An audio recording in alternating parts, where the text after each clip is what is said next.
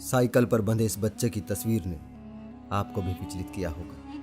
इसका पिता न जाने कब से इस साइकिल पर अपनी और अपने परिवार की जिंदगी को खींच रहा है। न जाने कब घर पहुंचेगा भी या नहीं। हजारों लाखों मजदूर आज पलायन करने पर मजबूर हैं। उनकी तस्वीरें आपको परेशान कर रही होंगी और साथ ही सोशल डिस्टेंसिंग पर भी आपकी चिंताएं बढ़ गई होंगी। 4 दिन से भूख से रोते इस गरीब बच्चे की तस्वीर ने तो आपको रुला ही दिया होगा। शहरों में फंसा हर मजदूर इस वक्त अपने गांव की तरफ इसलिए पैदल निकल पड़ा क्योंकि वो जानता है अगर यहां रहे तो बीमारी से मरे ना मरे, उससे पहले भूख मार देगी। और अगर मरना ही है तो इस बेरहम शहर से अच्छा है अपने गांव में जाकर मरे।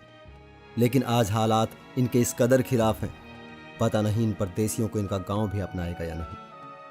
आज यह नज़ारा बता रहा है कि मुसीबत की घड़ी में किसी गरीब का कोई नहीं, ना ही कोई सरकार, ना ही कोई परवरदिगार। ऐसे में यह सवाल उठना भी लाजिम है, जिसकी पूजा ये लोग दिन रात करते हैं, जिसे अपनी गाढ़ी कमाई से दान दक्षिणा चढ़ाते हैं, ऐसी मुसीबत की घड़ी में वो कहाँ होता? वो तो भक्तों के कष्ट क्षण में दूर करने वाला, फिर करता क्यों नहीं? जिसके आगे सुबह शाम माथा पटकते हैं, जिसके नाम पर रात भर जागरण करते हैं, आज भूखे पेट से निकली हर आह उसे पुकारती है। वो आता क्यों नहीं? किसी मदद की राह में पथराई आंखें जब हताश होती हैं तो उसे ही तलाशती है। वो दिखाई देता क्यों नहीं?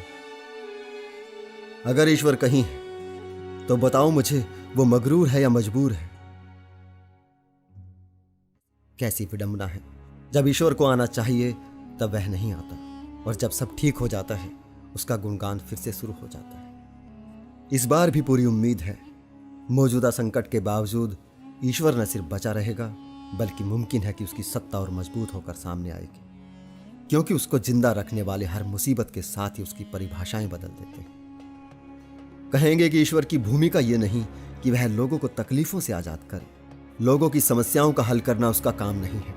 वह तो लोगों को तकलीफों के बीच जीना सिखाता है। जब मानव जाति पर कोई मुसीबत आती है तो उसे ईश्वर के नाम से सांत्वना मिलती है।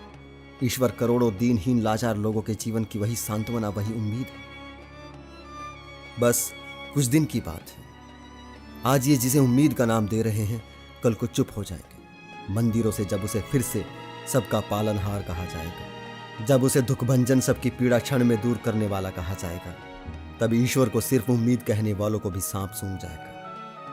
कोई मंदिर में जाकर किसी से नहीं कहेगा ईश्वर एक झूठी उम्मीद है। यही होता है और यही होता आया है सोमनाथ से लेकर आज तक, सिर्फ एक झूठी उम्मीद और सांत्वना। मैं पूछता हूं किस लिए लोगों को झूठी उम्मीद बंधाई जाती है? इसी साजिश के तहत राजनीति, धर्म और पूंजीवाद, यही 3 पिशाच मिलकर मानव जाति के सभ्य इतिहास से लेकर आज तक गरीब का खून चूसते रहे। आज हर ओर से दुत्कारे जाने वालों का कोई धर्म नहीं, रोटी के लिए लाठी से पीटे जाने वालों का आज कोई धर्म नहीं। आज इनके लिए सब दरवाजे बंद हैं। आज इनके लिए भगवान, अल्लाह, यहोवा सब मर चुके हैं। बस कुछ दिन की बात है, ये तबाही थम जाएगी और उस तबाही के तुरंत बाद इनके मालिक, भगवान, धर्म और राजनीति सब जी उठेंगे। इन्हीं लोगों से रैलियों में नारे लगवाए जाएंगे, इन्हीं लोगों के दम पर धर्म के नाम पर लड़ाइयां लड़ी जाएंगी और यही सावन की कांवड़ कंधों पर लेकर आएंगे। इसलिए धर्म और राजनीति कभी नहीं चाहेगी कि गरीबी खत्म हो, क्योंकि धर्म और उसका ईश्वर सिर्फ गरीब के कंधों पर जिंदा है।